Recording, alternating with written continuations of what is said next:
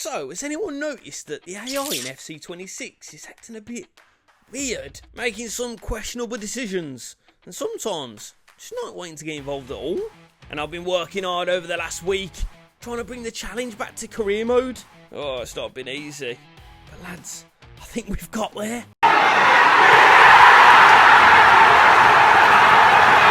Now, did you know that you can support the CMK channel even more with a new year of eafc? I'd pay a little bit more to this channel. Don't worry, nothing's going to be changing. Just more chances to get involved with the king. At $1.99 for those who want to jump into live chats and react to episodes in real time.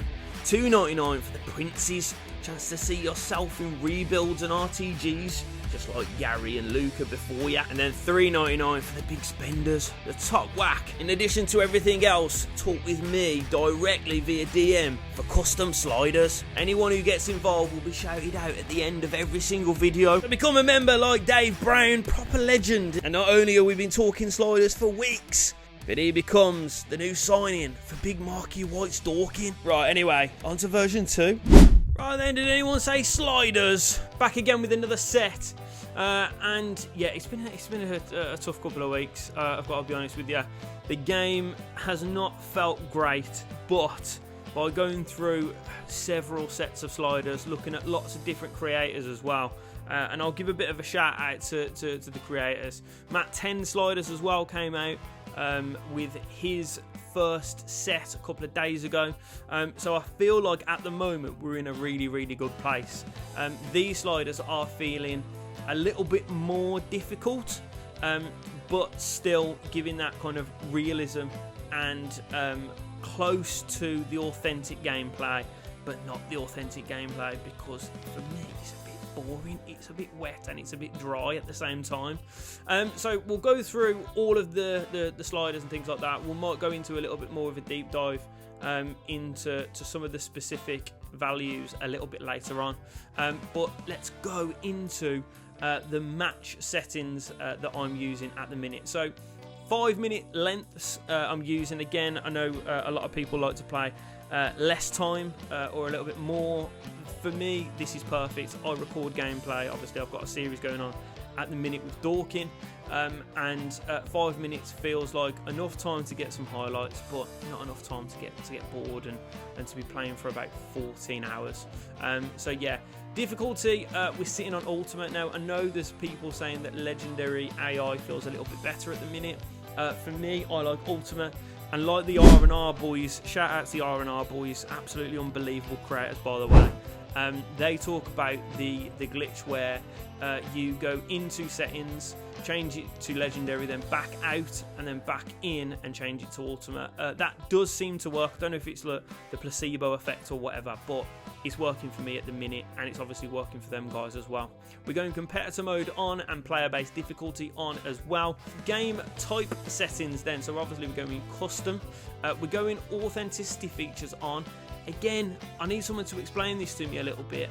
I've heard turn it off, but actually I'm liking it on. And with looking at the list of things that it does, more realistic defending, retuned pacing and things like that, I think I quite like that. But yeah, someone explains to me what it is. Wind effects, we're going dynamic. I know I've had it on low previously, but dynamic I think will be quite good.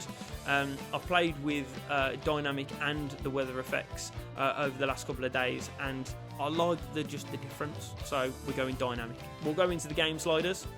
So we've got sprint speed at 35 for both the user and the CPU. We've got acceleration 51 and 51. We've got shot error 68 for the user and 60 for the CPU.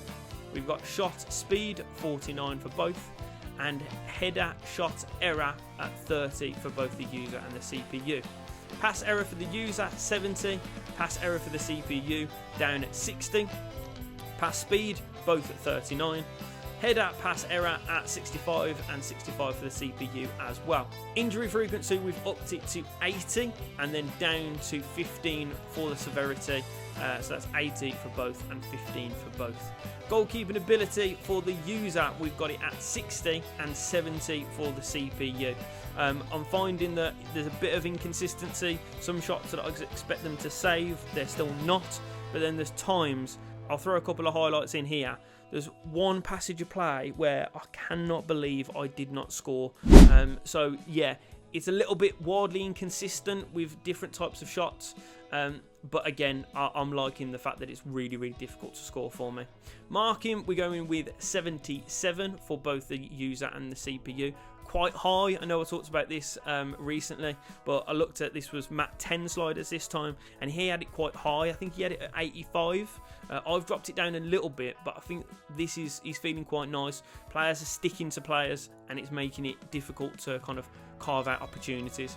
Run frequency down at 30 for both the user and the CPU, and then the line height is at 55. I'm finding that teams are defending against me specifically, and I don't know if it's just because I'm in League 1 at the minute, but they're defending really, really deep with a really deep line, so I might be changing these in the next couple of days, but at the minute, it's feeling good. Line length, we're looking at 35. You could even drop that down, to be honest. I'm finding that, again, teams are really deep, and then there's a bit of a distance between their midfielders and their attackers, but I don't see how that could change. It's down to tactics, because teams are defending so deep against me. Line width at 50. We've got fullback positioning at 55. Power bar, I have it on 48. For me, it just feels nice. And first touch control for us is going to be at 70, and for them it's going to be at 67. Intercept error at 85 for both, and then ball deflection error at 90 for both. And then for the defending, we've got the tackle assistance at 25 for both as well. CPU sliders then, you've got tackle aggression on 70, build up speed on 90, shot frequency on 75, first touch pass frequency on 60, crossing frequency 99, dribble frequency at 75, and skill move frequency at 75 as well. Gameplay settings then, we're going to go competitive. We've got precision shooting, and we're going full manual. Now, I'm finding that this is a bit of a steep learning curve for me. So the two that I would change if I were you would be the ground pass assistance, having it on semi. I would also do through pass assistance on semi as well. Lob through pass and through pass assistance on semi. I'm finding they're quite difficult actually, but realistically, I'm trying to make the game a little bit hard for myself, a little bit more challenging. I'm liking the full manual at the minute. For the rest of it, we've got directional clearance, we've got advanced defending, professional fouls on. We'll go camera settings as well then. So we go with legacy. Power shot zoom, of course it has to be off. It's terrible. I don't even know why I put that in the game. And then height at 15 and zoom at 7. So, a couple of the sliders that I'm going to talk about a little bit more in depth then is going to be the shot error. Now, I know it's quite high. I think I've actually dropped it down by 2 values. I think we were at 70. And again, this just is in relation to how easy for me it was to score goals, especially goals from outside the area. I was finding that kind of power shots and things like that were really, really easy. We have also kept it on 49. I know for some people, if you're finding it too easy to score, drop this down by 1, maybe 2. But 49 means that your shots have got a little bit of something behind them, and they are able to beat the keeper. But if you are finding it too easy, then you should be dropping this down.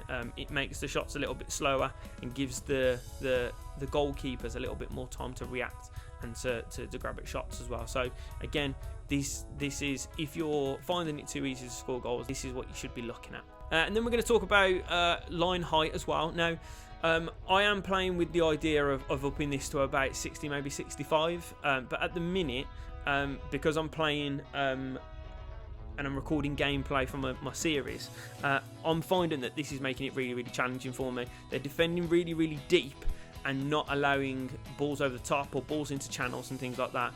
But if you want a more realistic gameplay, and also if you're finding it's a little bit too difficult to break teams down, then I would be upping this to maybe 60, 65. For me, 55 at the minute is feeling nice, feeling challenging. And line length as well, I'm going between lots of different values here. I'm potentially going to be dropping it down, but I don't want to drop it down too much, because I know last year if I dropped it down too far, then it just kind of distorted the whole pitch and the way everything was set up. So at the minute 35, I'd drop it down to 30 maybe if you wanted it a little bit more realistic, and the midfield and the attackers to come a little bit closer together. Between 35 and 30 feels good. Now the CPU sliders, I've upped these quite significantly actually. Build up play, we've gone up to 90, and that was just me finding that teams were playing around the back a lot too much, passing the ball into midfield and kind of just turning back towards the defence. Now again, I know that's realistic, but if you're chasing the game and you're looking for that last minute goal, you shouldn't really be doing that. You should be firing the ball forward. And I was finding that teams weren't as direct and to try and take on my players as much, and that again goes for this value being higher as well. The 75 means that they're going to run at you a little bit more. They're actually going to try and take you on and beat you, and if they've got a little bit of green grass in front of them, they're going to bomb on. Now again, if you're finding this a little bit too hard, make sure that you drop those two down, because it is going to slow the game down. It's going to help your players get back into position a little bit more. It means that you will be able to kind of set your team up and block off some of the passes, or to get a few more players behind the ball. But for me, those things again make it feel really realistic. So for me, those two values, the 90 and 75 for build-up speed and dribble frequency, are the most important ones in this. If you want a kind of more attacking game, if you want the AI to attack you a little bit more, if you want them to kind of drop off a little bit more, drop these down just a touch. But that's it, geezers. That is our slider settings, probably for the next week or so. Again, as always, make sure that you get down in the comments. Tell me how these are for you. I know there's a few people that play with them on tactical as well, so again, test them out. Let me know how they are, because I always want to have a chat about these sliders and make sure that I'm making the best possible version for this community. But it's much love as always. I will see ya in a bit, and peace.